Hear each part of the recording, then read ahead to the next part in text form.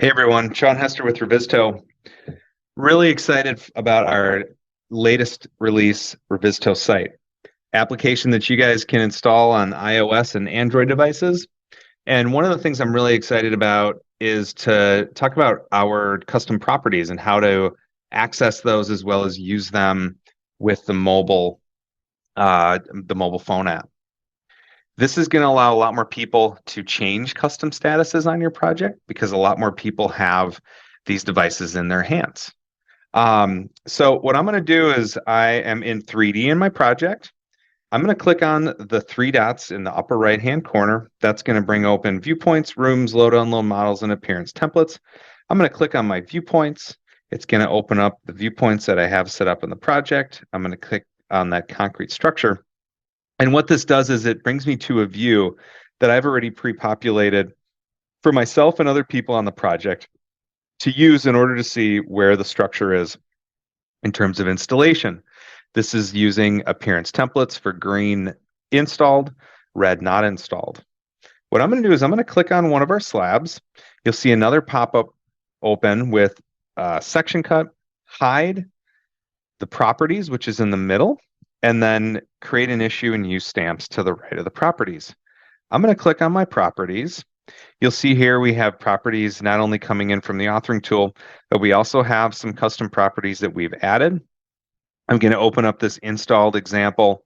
I'm going to click on that little pencil to the right of where it says no. I'm going to click yes.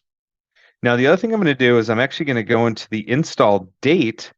Again, these custom properties have already been pre-populated into the device or into the project. I'm going to click on that pencil to change the date. And in here, I'm actually going to say 4/12/23. Add that new value. So not only have I recorded, yes, it was installed, so we can see this from a graphical representation side of things, but I can also add that date so I have a clear picture of when this slab was installed. And that's all information that we can then report on through our selection inspector in order to pull out reports on when these were installed. I'm going to do another one. So I'm going to click on a slab. You'll see that pop-up come up again. I'm going to click on that center properties. I'm going to click on installed example, changes to yes. Click on that install date. We're going to change that to 4/12. Go back. And you'll see down at the bottom here, we have our scroll with tools that we can use, as well as on the left-hand side, we have our home view. Now, when I update my home view, it's going to go back to that view that we've set in the beginning.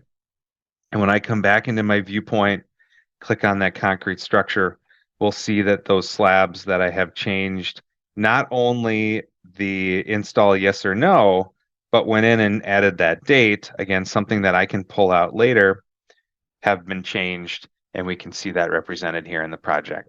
And this is a quick, easy example. There's a lot of ways to use custom properties, but wanted to let you guys take a look at this as it is something that I'm excited, something that a lot more people have at their fingertips. So thanks, everyone. We'll be talking again soon.